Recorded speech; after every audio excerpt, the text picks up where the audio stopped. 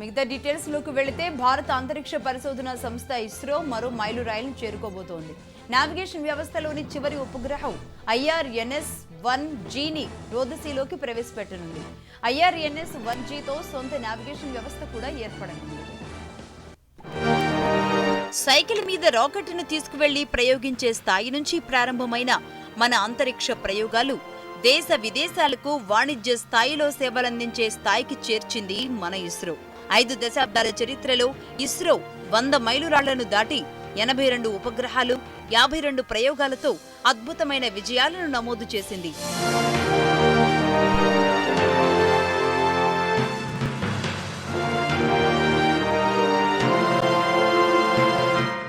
మన దేశ అవసరాల నిమిత్తం ఇండియన్ రీజనల్ నావిగేషన్ శాటిలైట్ వ్యవస్థను 3425 కోట్ల వ్యయంతో ఏర్పాటు చేస్తున్నారు. నావిగేషన్ వ్యవస్థ ఏర్పాటు కోసం మొత్తం 7 ఉపగ్రహాలను ప్రయోగించాలని నిర్ణయించారు. వాటిలో ఇప్పటికే IRNSS-1A, 1B, 1C, 1D, 1E, 1Fలతో పాటుగా 1G ఉపగ్రహంతో కలిపి మొత్తం 7 ఉపగ్రహాలు పూర్తి కానున్నాయి. ఈ IRNSS వ్యవస్థ భారతదేశం మొత్తంతో పాటు చుట్టూ మరో 1500 కిలోమీటర్ల వరకు పనిచేస్తుంది. ప్రాజెక్టు మొత్తం పూర్తయితే GPS తరహాలో భారత్కు స్వదేశీ సాంకేతిక పరిజ్ఞానంతో విమానాలు, నౌకలు, రోడ్డు మీద వాహనాలకు స్వదేశీ దిక్సూచి వ్యవస్థ పూర్తి స్థాయిలో అందుబాటులోకి రానుంది. భూగోళానికి సంబంధించిన సమాచారం, వాహన చోదకులకు దిశానిర్దేశం, ఇంటర్నెట్తో అనుసంధానం వంటి ఎన్నో సౌకర్యాలు స్వదేశీ నావిగేషన్ వ్యవస్థ ద్వారా అందుబాటులోకి రానున్నాయి.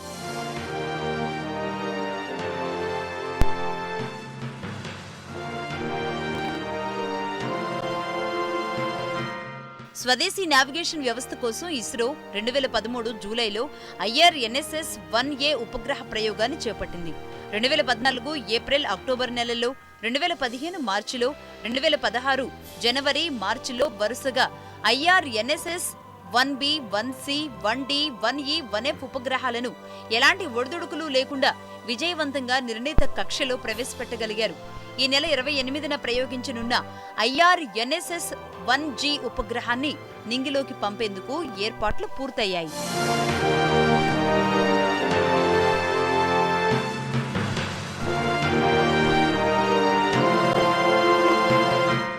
అమెరికాకు GPS, రష్యాకు గ్లోనాస్, ఐరోపాకు గెలీలియా, చైనాకు బెయిడోన్, జపాన్కు క్రాసీ జెనిత్ నావిగేషన్ వ్యవస్థలు పనిచేస్తున్నాయి.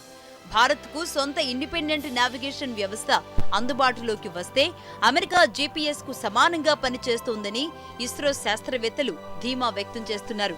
ఇస్రో శాస్త్రవేత్తలు GPS తరహాలో భారతీయ నావిగేషన్ వ్యవస్థను సిద్ధం చేస్తున్నారు. ఈ ఏడాదిలోపు ఇది అందుబాటులోకి వచ్చే అవకాశం ఉంది.